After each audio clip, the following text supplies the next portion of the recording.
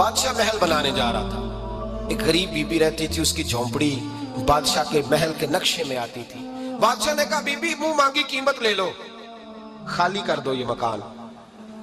बुजुर्गों को अपने झोंपड़ियों से बड़ी दिलचस्पी होती है। बच्चे सोसाइटियों में चले जाते हैं, अब्बा जी कहते हैं मुझे गांव में रहने दो, मेरा यही दिल लगता है, मुझे इस घर से दिलचस्पी हो गई।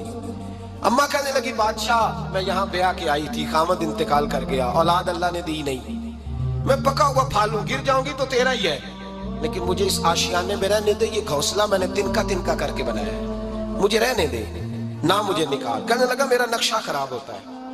बीबी सारा दिन मकान में बैठी रहती कि मेरी झोंपड़ी टूट ना जाए, जालिम की नजर में आ गई है, कहीं मेरा ये आरजुओं का महल चकनाचूर ना हो जाए। सारा दिन ड्यूटी करती।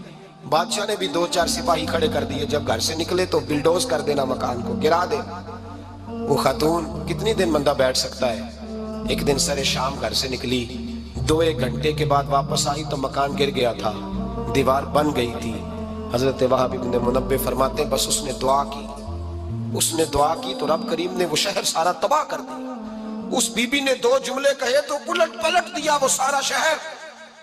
मेरे नबी करीम अलैहिस्सलाम ने फरमाया, जब मजलूम के हाथ दुआ के लिए उठते हैं तो अर्श का मालिक आसमान से कहता है, खोल दे सारे दरवाजे, इसके बीच कोई पर्दा नहीं रहना चाहिए, आने दे, मजलूम है, इस पर जुल्म हुआ है। हज़रत वहाब इब्न मुनब्बे फरमाते हैं, बीबी आई और आकर के उसने जब देखा मेरा घर टूट गया है, महल टूट गया है, हालात बदल गए हैं, वो खातून आती है और मेरे भाई दुआ की तो उसने अंदाज ही बदल के रख दिए।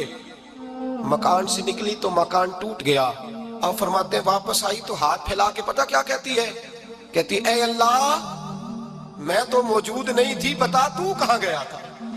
तू भी मौजूद नहीं था, मैं तो नहीं थी, पर तू कहां था।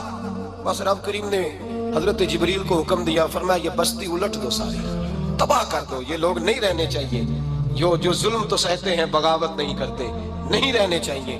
लोग भूल जाते हैं ज्यादती करते हुए, वो बहू से ही क्यों ना करें, वो अपने घर के भूल जाते हैं कि शायद पूछने वाला कोई नहीं, शायद मेज़ान नहीं लगेगा।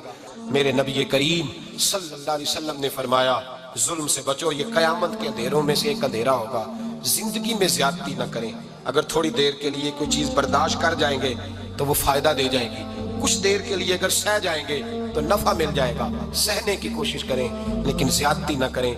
नजर को, सोच को, जहन को पाक रखें। और मेरे भाई जिंदगी पूरी जुल्म